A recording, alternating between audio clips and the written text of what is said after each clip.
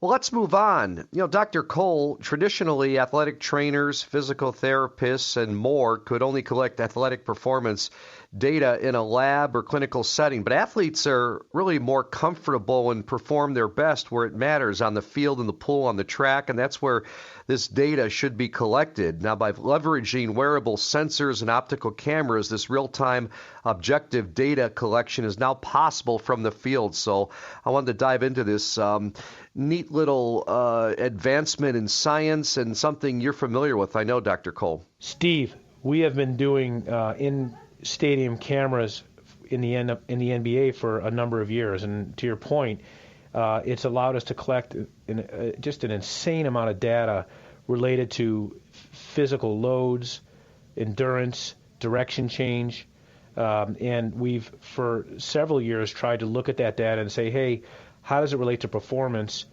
How does it relate to injury? And using these optical camera systems has probably been one of the greatest advancements we've seen in elite sports to be able to get this real-time data. So there are challenges, mind you. I mean, we're still trying to figure out how to correlate the data we're getting in the stadium with injuries and injury prevention, but we know so much more now from these systems. Well, our next guest is an expert in this field, Dr. Kim Duffy, joining us from the UK. Dr. Kim Duffy is a life science product manager at Vicon, a motion capture technology provider that works across the life sciences branches. Dr. Duffy, how are you this morning? Yeah, I'm fantastic, thank you. How are you? Everything's great. We really appreciate you joining us. And tell our listeners, our audience, what is motion capture and how is it used in sports today? So motion capture is the process of recording movement of people or objects. Vicon has been in this industry for over 35 years.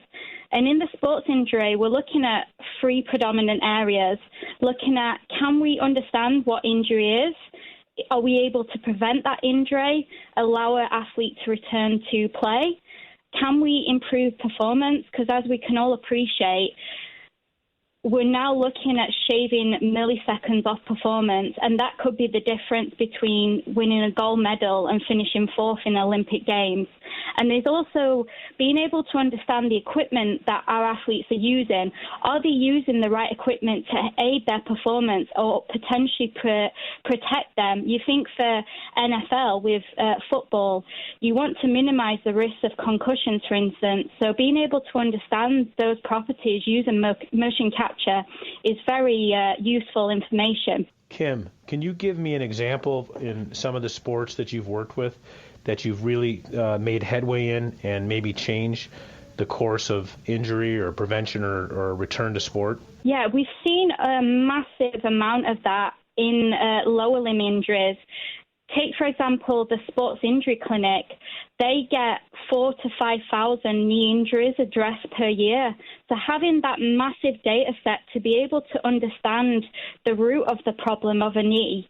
You look at soccer players or volleyball players, especially females, there's such a high percentage of ACL injuries due to the anatomy of the female body.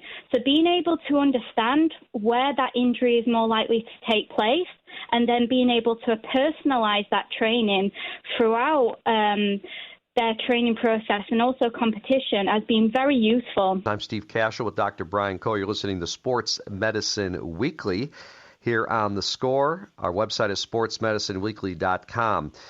What is Capture You, Dr. Kim, how does it work? So this is a mobile application, and one of the benefits of that is that we're able to take and capture data out in the field. So you can imagine you have a swimming athlete, you're able to use a wearable sensor, what we call our Blue Trident inertial sensor, that can measure things such as acceleration. Looking at that in swimming, even at the track side, we've seen quite a lot of use cases of where this has been really beneficial.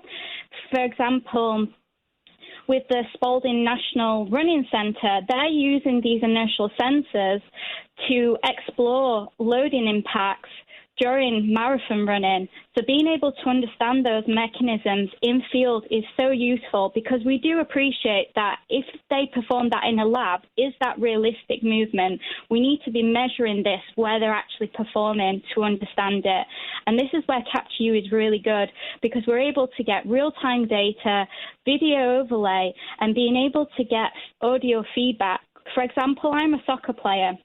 And when I was injured with a bone contusion, it was really good for me to get audible cues to understand, was I hitting the ball hard enough compared to my right limb? So having that audio feedback is not only useful for the coach and strength and conditioner and physical therapist, but also the athlete being able to understand their performance and movement.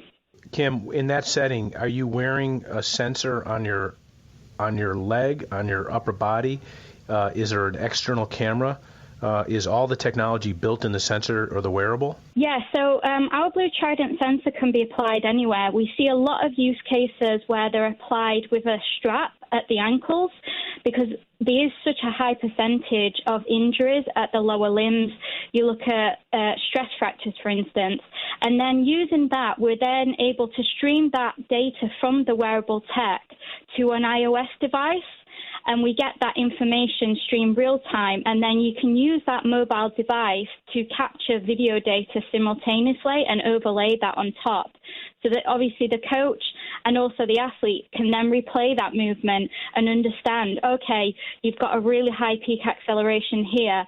Let's change your movement, or we can then work on that in the lab. We might need to do more strengthening exercises, for instance. Again, visiting with Dr. Kim Duffy, Life Science Product Manager at Vicon. Dr. Claw, I wanted to ask you, for our listeners out there and the weekend warriors, how can they take advantage of such technology? Do you think this is basically for high-level team sports? Not at all. We're seeing that motion capture and wearable tech is becoming cheaper, easier to use, and more accessible. I'm sure if I ask you both now, if you go out running, do you use a smartwatch, for instance, or a mobile device to assess how quick you're running? We're seeing a lot more of what we would see as our novice users and grassroots being used in that.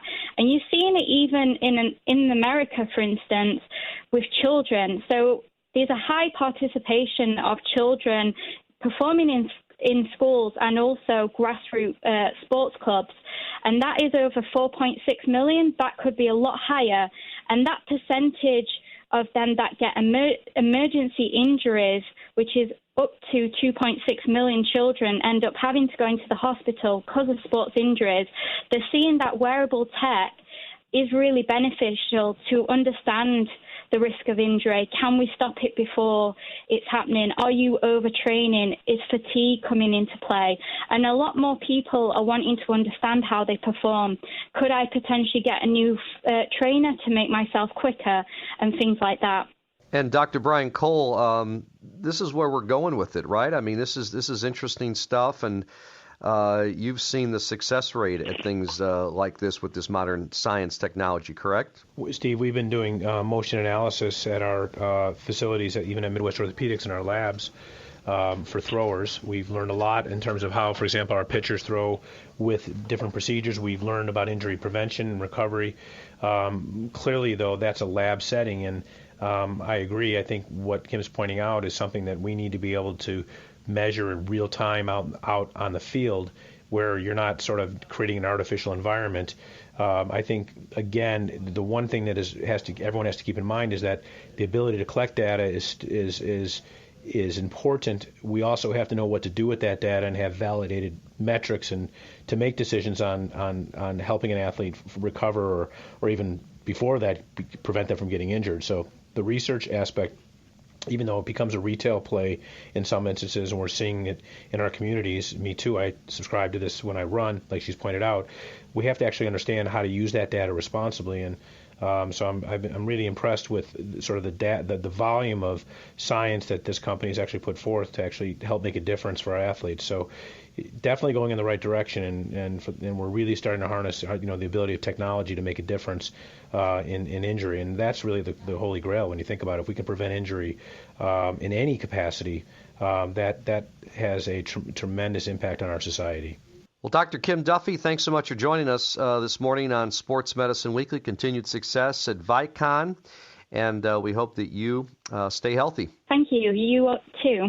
We're going to take a break here on Sports Medicine Weekly. When we return, we're going to come back with our staple of the show. It's our Ask the Doctor segment. We've got some great questions again this week from our listeners for Dr. Cole. Stay with us, Steve Cashel, Dr. Brian Cole at Sports Medicine Weekly, only on 670 The Score.